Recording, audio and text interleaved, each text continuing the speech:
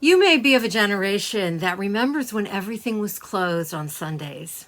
In Jewish communities whose Sabbath day is Saturday, of course, all the businesses were closed on that day. Life slowed down. People went for a Sunday drive.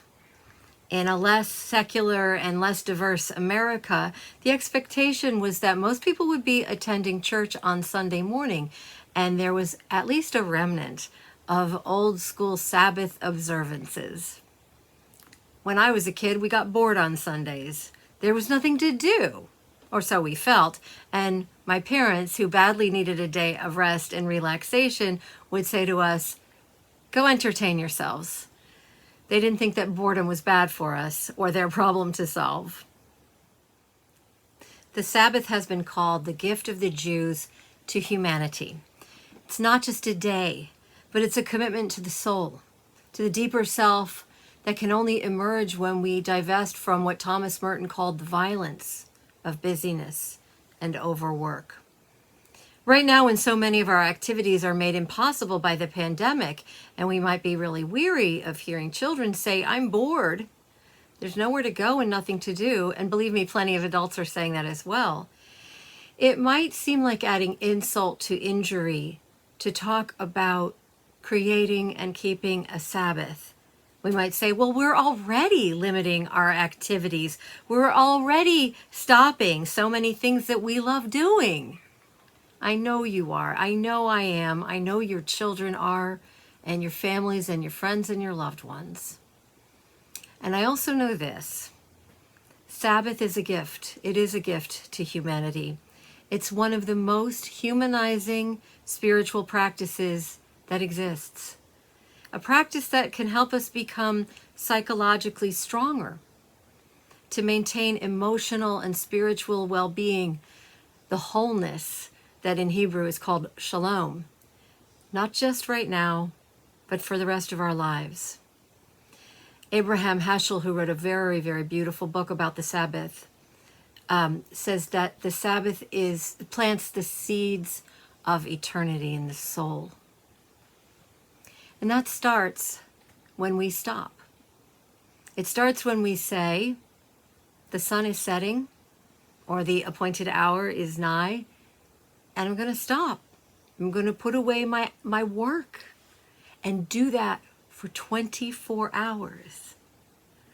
So is that giving you an anxiety attack, the thought of doing that for a whole 24 hours? Because if you ignore email for 24 hours, you might cause frustration or anger, and you might get a bad performance review, right? Because if you don't keep working ahead of the next project, you'll definitely fall behind and you'll wind up with this huge stressful disaster. I'm listening to my own voices in my head sometimes like this.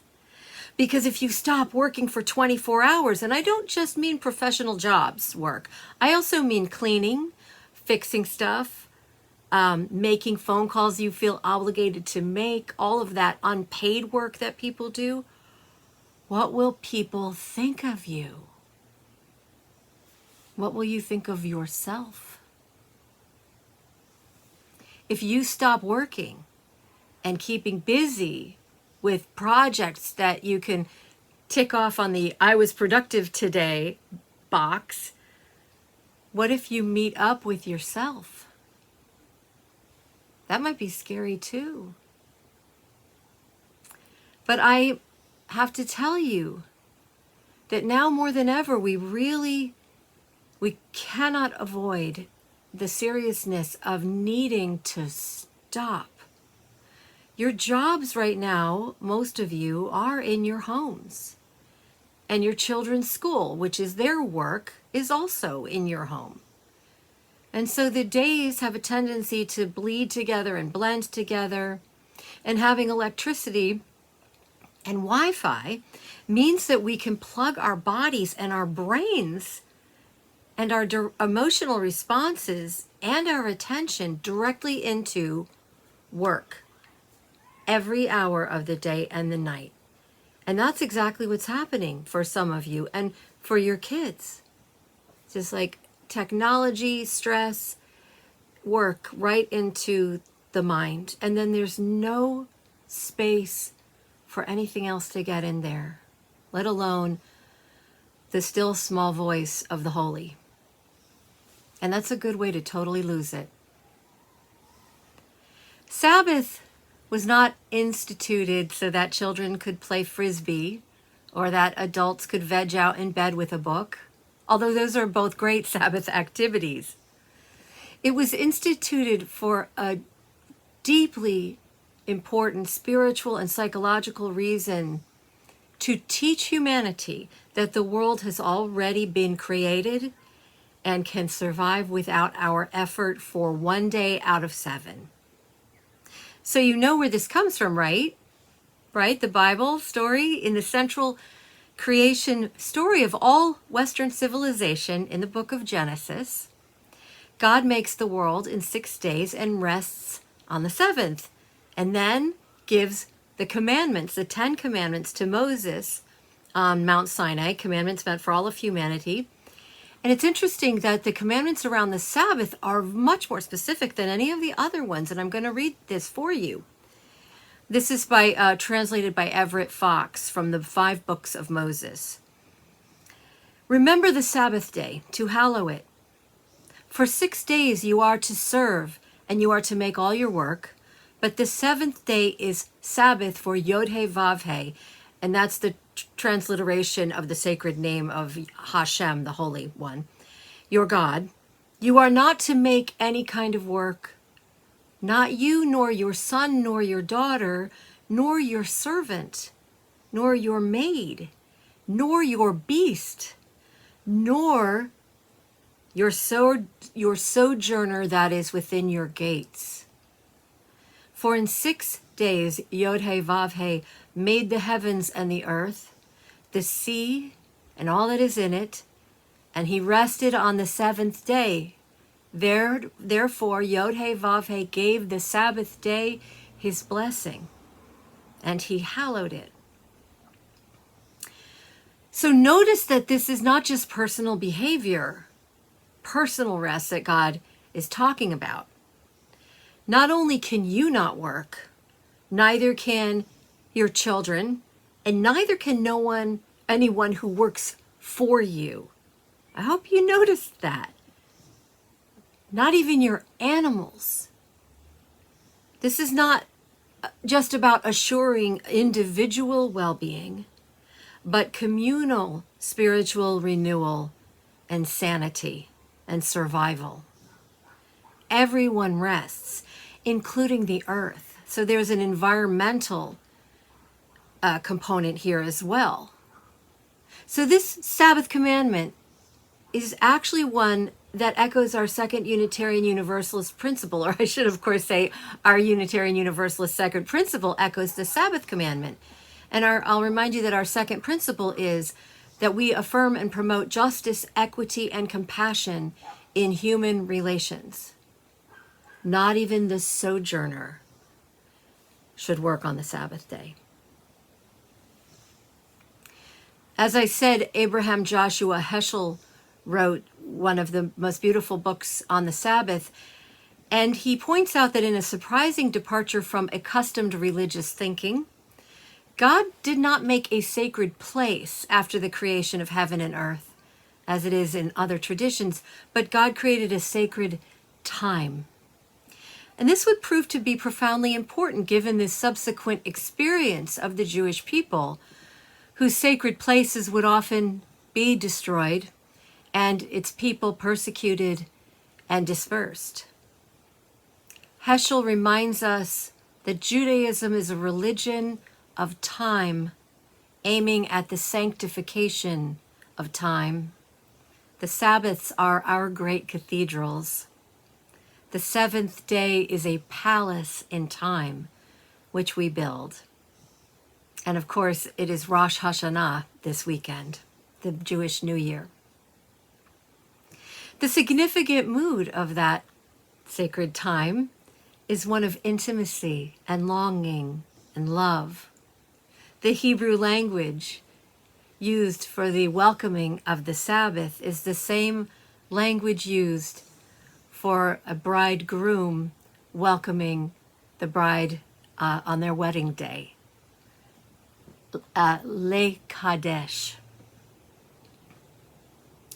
So let me present a little biblical puzzle to you. It says in Genesis, on the seventh day, God finished God's work. But on the seventh day, we thought was entirely for rest. Why does it not say that God finished God's work on the sixth day? Well, ancient rabbis concluded that there must have been one last act of creation on the seventh day, a little pièce de résistance. On the seventh day, the rabbis taught, God created menucha. Now, this word you might translate as rest, but it's so much more than that.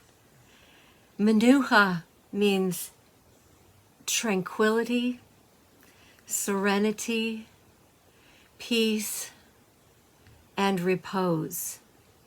It is a state of being in which there's no strife, no struggle, no fighting, no fear, and no distrust. A kind of an active peace. Imagine all of creation having saved this last gift for us, and imagine all of creation inviting you to participate in this gift, in this palace in time, in the same way a lover invites their beloved into an embrace. I hope that you will create a Sabbath day for yourself and your family. You're going to have to decide how you define work that you will intentionally divest from. But however you do, I hope that you will do so not in a spirit of denial, but embracing the freedom to pursue that menucha that we all so desperately need. Leave the house and walk in the woods, which I know so many of you already do. Ride your bicycles rather than drive. Tell the children, and perhaps you and your partner or your friends or family can agree, that we will try not to argue on the Sabbath day because we're seeking menucha and we all really need it. Prepare a beautiful meal. Keep a screenless Sabbath, or half of a Sabbath perhaps. Read poetry or literature or a trashy novel. Do some crafting. Try not to spend any money. Learn how to play an instrument. Sing. Or make love, which in the Jewish tradition is a special mitzvah to do on the Sabbath. The point is that this is not a luxury. Let me say it again. This is not a luxury, and it is not some kind of esoteric spiritual practice. I want to remind us all today that we have but one precious life to live, and that one life was never intended to be spent in ceaseless labor and concern. However, because the larger society will not willingly make room for us to breathe deeply of tranquility and to have long consecutive hours of renewal and rededication to the soul, we have to fight for it. 6 days a week, we wrestle with the world, writes Abraham Joshua Heschel, wringing profit from the earth. On the Sabbath day, we especially care for the seed of eternity planted in the soul. Blessed Sabbath to you.